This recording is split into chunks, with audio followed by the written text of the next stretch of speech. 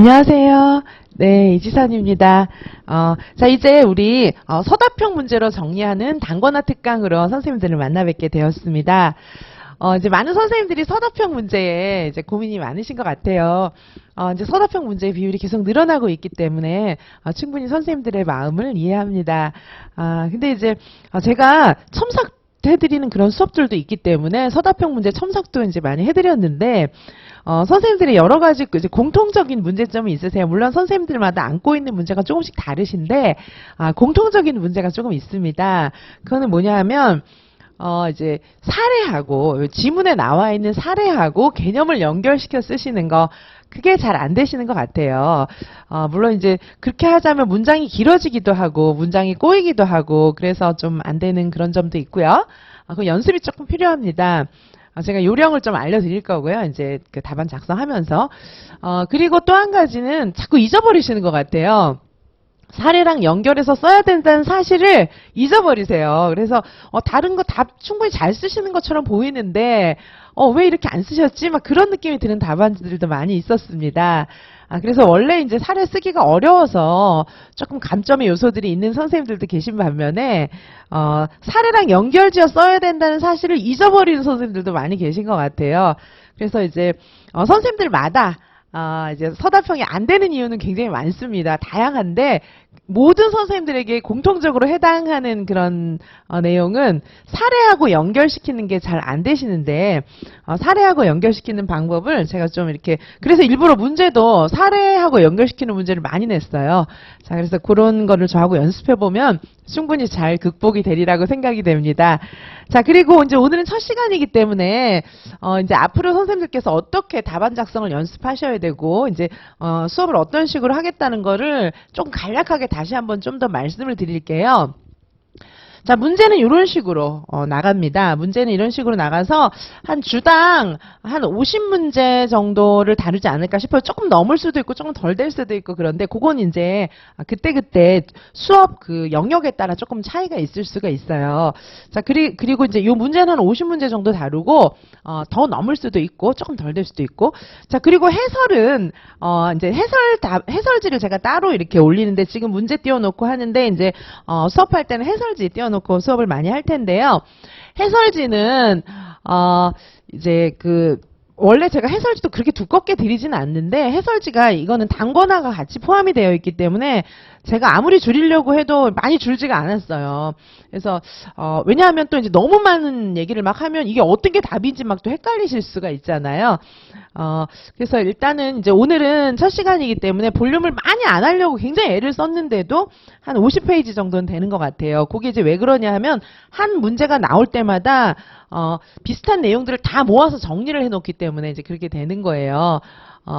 사실은 더 넣고 싶은 게 많이 있었어요. 제가 좀 수업을 하다가 좀 이렇게 효율화를 시키고 있는데 이제 필요한 시점쯤에 제가 조금 요약 자료만 이렇게 조금 더 드리는 것도 좀 고려를 해보도록 하겠습니다. 여기 한꺼번에 다 넣으려고 하니까 너무 선생님들이 보시기가 불편하실 수도 있을 것 같아서 그 나중으로 이제 뺄까 생각하고 있어요.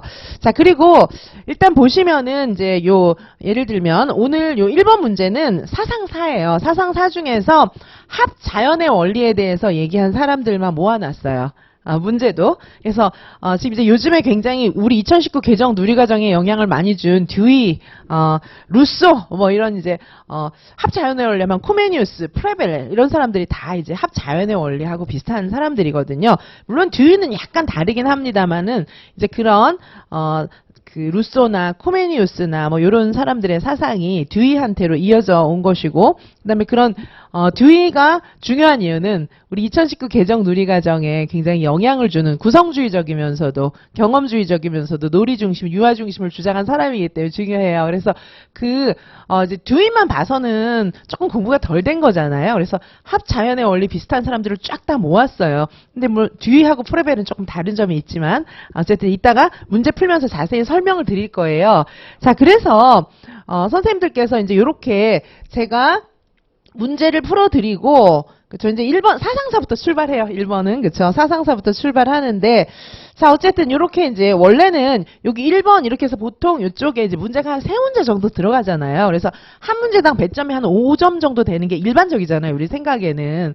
근데 요 반은, 단권화로 정리하면서도, 보시는 것처럼, 서답형 문제를 좀 많이 다루다 보니까, 한 문제당 5점이 안 나와요. 왜냐하면 5점 하려면 3문제 중에 한 문제는 막 단답식으로 줄여야 되고 막 그런 문제가 있어요. 우리는 서답식 많이 풀어봐야 되기 때문에 점수 배점을 그래서 뺐어요. 점수 배점 뺐습니다. 그냥 50번까지 쫙 푸는데 점수 배점을 뺀 이유는 서답식을 좀 많이 다뤄드리기 위해서 예를 들면 5점 하려면 두 문제는 서답식, 한 문제는 단답 뭐 이런 식으로 돼야 되잖아요.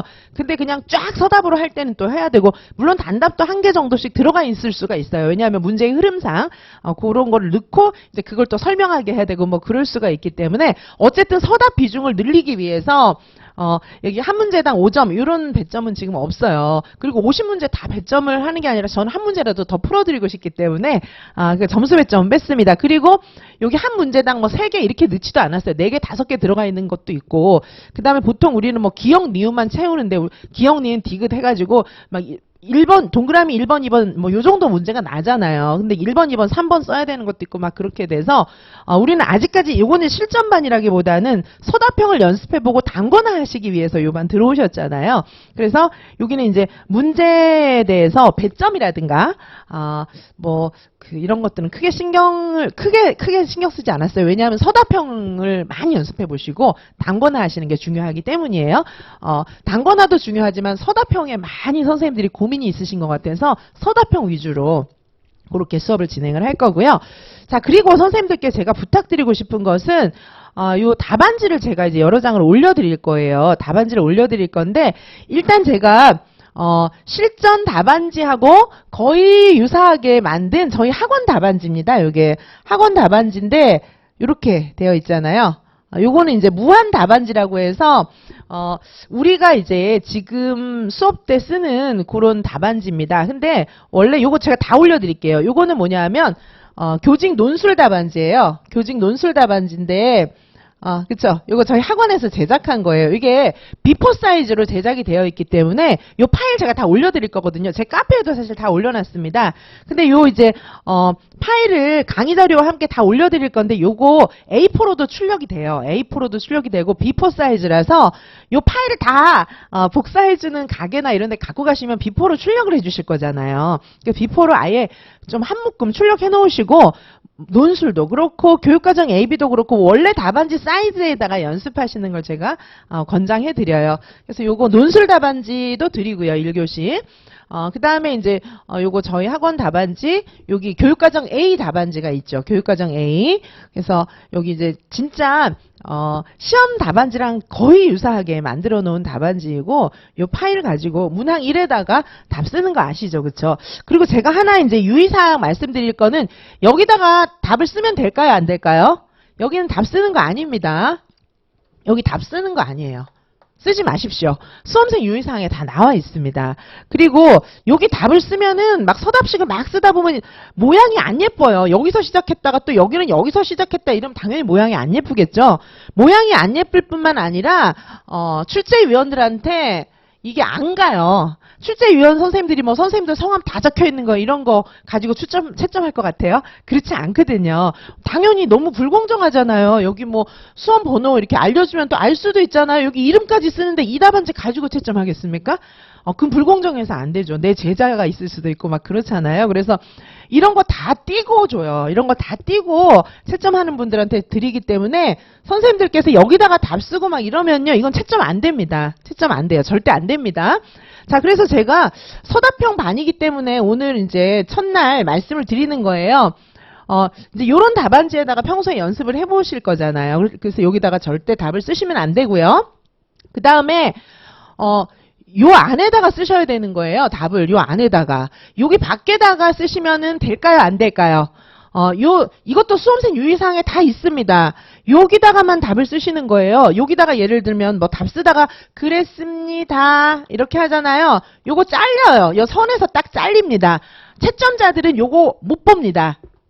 자, 제가 더 자세히는 말씀 안 드리고 일단 수험생 유의사항에 있는 부분만 조금 더 생생하게 말씀드리는 거예요. 여기서 잘려요, 잘려. 그래서 이렇게 쓰시면 안 됩니다. 아시겠죠? 이렇게 쓰시면 안 됩니다. 이렇게. 자, 이렇게 쓰시면 안 되고요.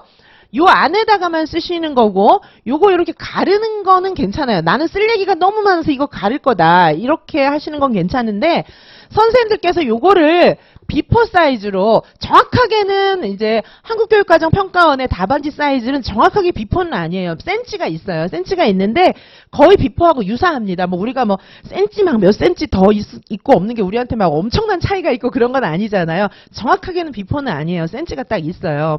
자, 그런데 어쨌든 비포가 유사해요. A4는 너무 차이가 나요.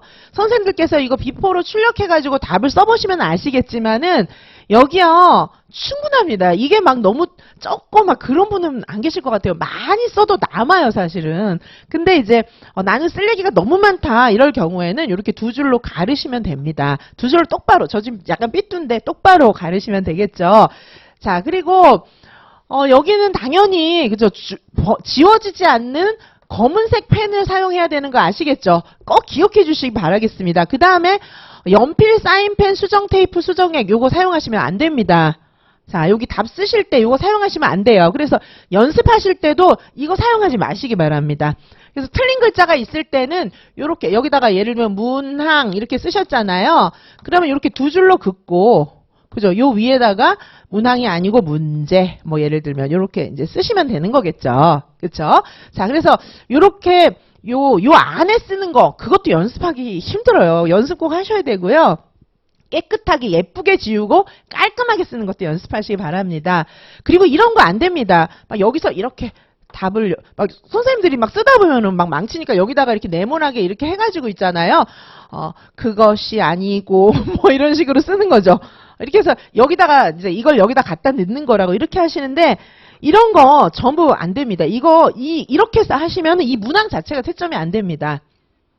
이렇게 하시면은 이거 자체가 채점이 안 돼요. 그래서 이렇게 화살표 같은 거 이런 거 쓰시고 뭐 기호 이런 거 막 쓰시면 안 되고요. 특별히 화살표 쭉 그어가지고 뭐 여기다 이렇게 하시면 안 돼요. 지우실 때는 여기 만약에 여기 이 말이 들어가고 싶잖아요. 그러면 여기다가 뭐 이렇게 쓰시다가 이런 문장 부호는 괜찮아요. 그것이 아니고 여기다 이렇게 쓰는 거지 이걸 쭉 그어가지고 이렇게 쓰는 것은 안 됩니다. 두 줄로 긋거나 원고지에 이런 문장 부호 요거 이제 쓰시는 거예요. 그래서 이렇게 답안을 채점하다 보면은 이런 선생님들 너무 많은데 이거는 규정에 딱 있어요. 채점하면 안 된다고 규정이 있으니까 그렇게 하시면 안 됩니다. 그리고 왜 우리가 이제 두 가지 쓰시오, 뭐 세 가지 쓰시오, 뭐 이런 거 나오는데 선생님들께서 뭐 여기 문제에는 번호도 없는데 선생님들이 막 만들어가지고 첫째, 둘째, 셋째 막 이래갖고 막 답을 써요. 선생님들께서 막 만드셔가지고 그리고 막 또 기억, 니은 이런 것도 막 스스로 만드셔서 쓰는데 이런 거 쓰시면 안 됩니다. 이거 안 돼요. 이런 기호나 번호나 이런 것들은 문제에 있는 것만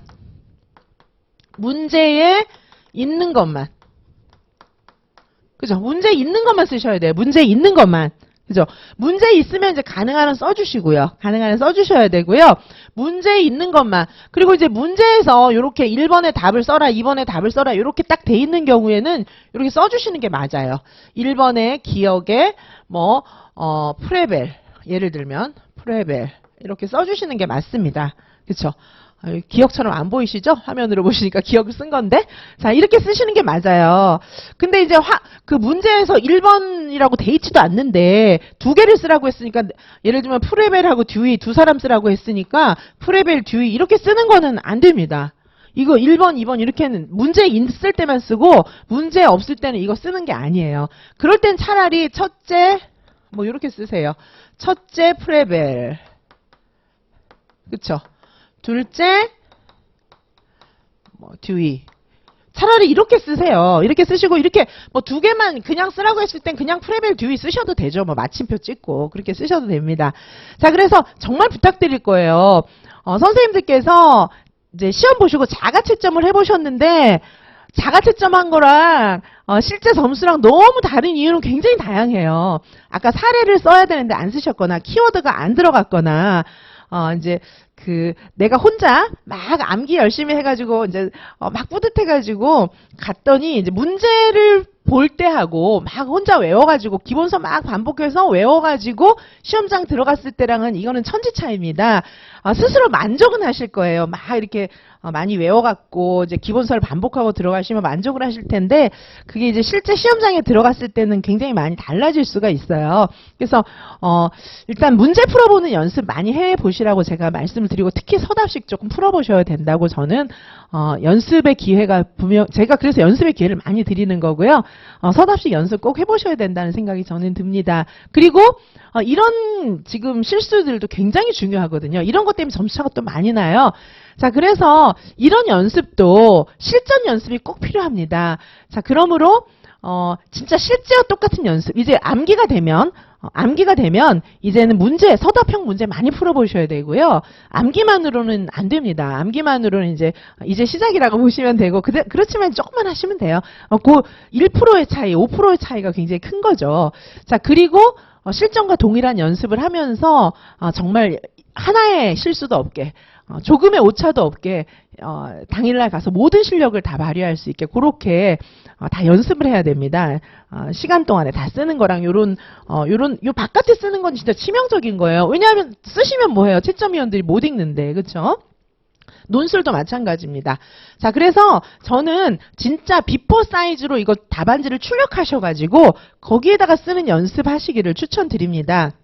그래서 실제 교육과정 A, 그 다음에 이제 교육과정 B, 요런 답안지까지 다 파일을 드릴 거예요. 근데 이제 제 수업은 지금 교육과정 A, B로 나눠져 있지 않고, 그 다음에 이제 요 한 문항에 뭐 막 문제 3개 꼭 들어가 있는 것도 아니고 이렇기 때문에 저는 이제 요번엔 또 다른 답안지를 또 하나 만들었거든요, 학원에서. 자, 요거는 요 답안지 이름은 무한 답안지입니다. 유아이명 교육과정 무한 답안지. 자, 그래갖고 이거는 뭐 여기 보시는 것처럼 교육과정 A, B가 없어요. 그냥 요거는 여러 장 출력해서 그대로 쓰시면 됩니다. 문항도 여기다가 그냥 번호 안 매겨놨잖아요. 자, 그래서 여기도 쪽번호도 안 써놓고 그냥 선생님들이 쓰시면 돼요. 이렇게 쓰시면 되고, 문항 뭐 1번에서 보통 한 3문제 정도씩 요거 한 칸에 풀으시면 될 것 같아요. 문항 1에서 3 해가지고 여기다가 1 해갖고 뭐 쓰시고 2 해갖고 뭐 쓰시고, 그죠? 그 다음에 문항 이건 4에서 5 뭐 이렇게 돼 있으면 4에서 보통 3문제니까 4에서 6 이렇게 해서 4 해서 또 뭐 쓰시고, 요렇게 해서 연습을 하시기 바라겠습니다. 자, 그래서 선생님들 필요하실까봐 교육과정 A, B 논술 답안지 양식 다 올려드리고 여기 무한 답안지 올려드릴 텐데, 요 무한 답안지를 가지고 제가 드리는 문제 있잖아요. 그 문제의 답을 써보시기 바라겠습니다. 왜냐하면 큰 답안지, 원래 답안지 사이즈에다가 거기다가 서답식 연습을 감점의 요소 없이 연습을 해보시는 게 굉장히 중요해요. 글씨도 가능한 한 깔끔하게 쓰시기 바라고요. 자, 이렇게 해주시기 바랍니다. 자, 제가 일단 이제 드릴 말씀은 더 많은데, 우선 이렇게만 말씀드리고요. 이 문제에 대한 해답을 좀 보면서 이제 공부를 하실 텐데요. 저는 선생님들이 이제 공부하시면서 이제 막 제가 여기서 막 문제 받다가 막 답 받다가 왔다 갔다 하면은 좀 정신이 없잖아요. 그래서 저는 문제는 이제 같이 선생님들하고 보고요. 답안지를 띄워서 이제 보도록 하겠습니다. 답안지를 띄워서 해설을 해드리도록 하고요. 제가 이제 권장해드리기는 파일을 올려드리잖아요. 제가 문제지랑 해설지 파일을 다 올려드릴 텐데, 요거를 미리 출력을 하셔가지고 혼자 한번 풀어보시기 바라겠습니다. 한 100분 이내에 풀어보시는 게 좋지 싶어요, 제 생각에는. 근데 조금 모자라실 거예요. 한 50문제 되는 거 한 100분에 푸실 수 있으면 굉장히 실력이 좋으신 거죠. 그래서 근데 너무 많은 시간을 할애할 수 없으니까 문제지를 출력하셔가지고 그 다음에 제가 아까 보여드린 실제 답안지 사이즈 거기다가 놓고 정말 100분 동안 집중해서 한번 좀 풀어보시기 바라겠습니다. 그리고 제 강의를 들으시면은 좋으실 것 같아요. 자, 그리고 이제 제가 매주 수업할 때마다 법 안전 장악 이런 것들은 조금씩 다룰 거예요. 오늘은 원래 유아교육 개론이랑 신체운동 건강 뭐 이런 부분이기 때문에 오늘은 법안전이 좀 많습니다. 개론하고 법안전만 조금 다뤘어요. 신체운동 건강은 다음 주에 볼 거고요. 그래서 오늘은 개론하고 법안전 장악 뭐 이런 것들이 조금 있습니다. 근데 오늘만큼 이제 법안전 장악이 많지는 않겠지만 왜냐하면 오늘은 이제 안전을 다루는 그런 주기 때문에 다음 주부터도 조금씩 다룰 거예요. 그래서 원래 이제 진도대로 나가면서도 법안전 장악도 조금씩 이제 볼 거라는 말씀을 좀 드립니다. 자, 그러면 일단 1번 보실게요. 1번 문제. 1번에서 4번이 이제 같이 정리가 되어 있는데, 자, 1번 문제 보시면, 지문 보시면은요, 여기 괄호 사상은 이렇게 되어 있잖아요. 이게 계몽주의, 답은 이제 계몽주의인데요. 계몽주의 사상인데, 이게 이제 계몽주의라는 걸 어떻게 알 수 있습니까? 여기 지문에 보시면은, 자유와 평등 원리에 기초하고 있으면서 이성을 중시하고, 그 다음에 모든 전통 사상을 타파하고, 그 다음에 이제 종교, 정치제도, 사회구조, 이런 모든 권력에 대해서 제거하고 감각주의, 도야주의, 뭐 여기 이제 힌트가 굉장히 많이 나와 있는 거죠. 그래서 여기 이제 계몽주의라는 걸 알 수 있습니다. 자, 요 이제 가의 지문에 해당하는 문제 1번 보시면은 가의 기억, 요거를 이제 기억 니은을 좀 채워라 이렇게 되어 있는데 기억은 이제 계몽주의죠. 계몽주의. 그쵸? 계몽주의. 계몽주의라는 걸 알 수 있는 게 자유평등, 그 다음에 모든 전통사상을 타파하고 사회를 개혁하고 그다음에 사회 구조, 정치 뭐 이런 권력에 대해서 제거하면서 감각주의와 도야주의 이런 걸 앞세웠다. 여기 힌트들. 지금 제가 말씀드린 것들이 다 계몽주의에 대한 힌트들이죠. 자, 계몽주의 사상. 그래서 계몽주의고요. 그다음에 기억엔 계몽주의 들어가고 니은에 들어갈 거. 1번에 지문 보시면 니은은 그쵸? 교육 원리로 합자연의 원리, 소극적 교육 얘기했다. 누구지? 뭔가 합자연의 원리 얘기한 사람 리스트가 이제 머릿속에. 근데 계몽주의 시대의 합자연의 원리를 얘기한 사람이어야 하는 거죠. 자, 그리고 그 밑에 보면 또 자세히 나와 있어요. 대표적 저서에서 남자 주인공을 설정해서 그의 성장 과정과 교육 과정을 밝혔다. 남자 주인공 누구예요? 에밀이겠죠. 루소네. 이제 아실 수 있는 거고요. 그 뒤에 보시면 합자연의 원리는 이후에 페스탈로치에게 계승됐다. 계몽주의 시대에 합자연의 원리를 얘기한 사람이고 페스탈로치보다는 앞사람이고 게다가 에밀도 썼고 루소다. 이제 알 수가 있는 거겠죠. 자, 그래서 기억은 계몽주의, 니은은 루소입니다. 그리고 이제 2번에다가는 아래의 밑줄 그은 원리를 설명하시오. 이렇게 되어 있어요. 아래의 밑줄 그은 원리 뭡니까? 합자연의 원리는 이후 페스탈로치에게 계승되었다. 이렇게 되어 있잖아요. 합자연의 원리, 요 원리를 페스탈로치에게 계승되었는데 합자연의 원리를 설명하는데 이거는 루소의 합자연의 원리를 설명하라는 게 아니라 페스탈로치에게 계승된 페스탈로치의 합자연의 원리를 설명하라는 얘기입니다. 자, 같은 합자연의 원리지만 조금 차이가 있습니다. 자, 그러면 제가 이제 여기다 써놨어요. 합자연의 원리. 페스탈로치가 얘기한 합자연의 원리를 써놨는데 일단 합자연의 원리는 설명하는 방식은 다양할 수 있어요. 개념을 설명하라고 되어 있는데 여기도 키워드는 있죠. 자, 그래서 보시면 여기까지 그쵸? 여기까지가 유아를 키워나가는 것을 의미하면 여기까지가 사실은 전반적인 합자연의 원리에 관한 설명이에요. 교사가 유아의 내부 세계와 발전 과정, 자연의 성질과 발전 법칙, 요걸 이해하고 유아를 요거에 맞게끔 키워나가는 거다. 이렇게 설명하고 있거든요. 요게 사실은 그 합자연의 원리에 관한 개괄적인 설명입니다. 그래서 여기에 이제 키워드 뭐뭐가 들어가야 될까요?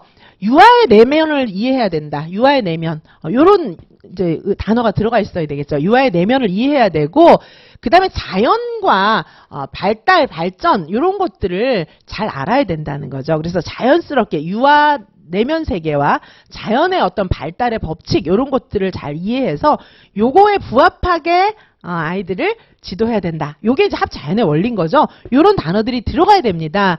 요거는 이제 합자연의 원리에 대한 설명이고 그럼 페스탈로치의 합자연의 원리는 뭐냐는 거죠. 그런 것가 또 들어가야 돼요. 자발성, 단계, 직관의 원리 뭐 이런 것들이 더 있어요. 더 있는데 뭐 여기서 이제 몇 개 써라 이런 건 없으니까 요 정도 들어가면 되겠죠. 그쵸? 자, 그래서 이게 답이 되려면은 지금 합자연의 원리는 이후 페스탈로치에게 계승되었다. 여기 밑줄이 그어져 있는데 합자연의 원리를 설명해야 되고요. 지금 정확한 답이 되려면 그 다음에 페스탈로치 특유의 합자연의 원리가 들어가야 됩니다. 그렇겠죠. 자, 그래서 여기 보시면은 여기 지금 여기 제가 요거 이렇게 꺽쇠 쳐놓은 거 여기가 합자연의 원리에 관한 설명이에요. 그 키워드는 유아의 내부 세계, 자연, 발전 법칙 뭐 이런 거예요. 표현은 조금 달라질 수 있습니다.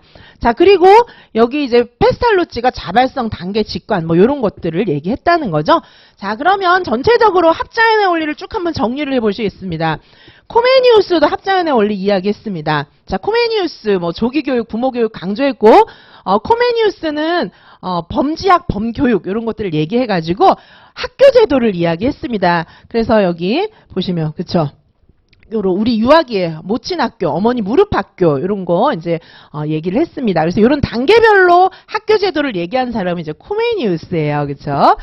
자, 그래서 이게 이제 대교 수학에 나오는 책이에요. 대교 수학. 대교 수학은 어떤 거냐 하면은 우리 전 세계 최초의 교육학 개론책입니다. 그래서 교육제도에 대해서 설명이 있어요.